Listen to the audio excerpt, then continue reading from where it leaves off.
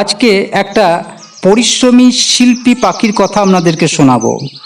পাখিটার নাম হলো বাবুই পাখি, যে সকাল থেকে সন্ধে পর্যন্ত একটা একটা করে খড়কুটো সংগ্রহ করে উল্টানো কলসির মতো একটা বাসা তৈরি করে, আবার পেট দিয়ে সেই বাসাটাকে ঘষে মসৃণ করে। বাসাগুলো এতই সুন্দর হয় যে ধনীরা পয়সা দিয়ে এই বাসাগুলোকে কিনে তাদের ড্রয়িং রুমে রেখে দেয়।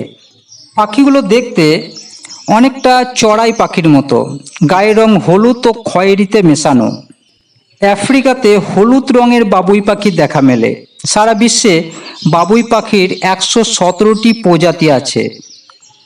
এই পাখি সাধারণত এশিয়ার বাংলাদেশ, পাকিস্তান, নেপাল ও ভারতেই বেশি দেখা যায়। বাবুই পাখি সাধারণত 3টি প্রজাতি আছে: দেশি বাবুই, দাগি বাবুই আর বাংলা বাবুই। পুরুষ বাবুই পাখি সাধারণত বাসা তৈরি করে। এই বাসা তৈরি পুরুষ বাবুই একটা অগ্নি পরীক্ষা।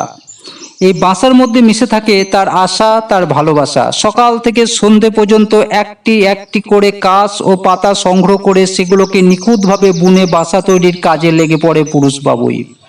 বাসা তৈরির কাজ অর্ধেক হলে কাঙ্ক্ষিত স্ত্রী বাবুইকে পুরুষ বাবুইটা তার বাসাটা দেখায়।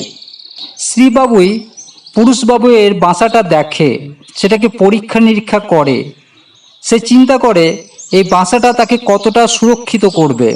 যদি বাসাটা পছন্দ হয় তাহলে স্ত্রী বাবুই পুরুষ বাবুইয়ের সঙ্গে সম্পর্ক করে। সম্মত স্থির হয়ে গেলে পুরুষ বাবুই স্ত্রী পাখির কাছ থেকে প্রেরণা পেয়ে মনের আনন্দে শিল্পসম্মত ও নিপুণভাবে বিরামহীন কাজ করে বাসাটা তৈরি করে।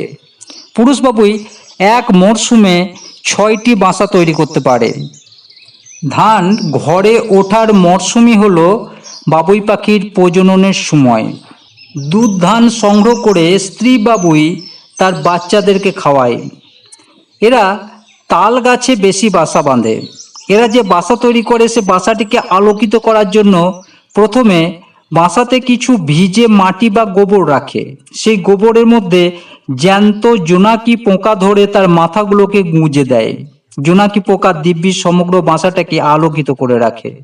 বাবুই পাখি সাধারণত মানুষের কাছাকাছি বাসা তৈরি করে, তাই দেখা যায় এদের বাসা মানুষের হাতের নাগালের মাত্র 5 অথবা 6 ফুট উপরে থাকে।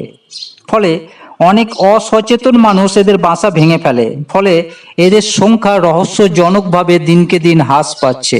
ধন্যবাদ।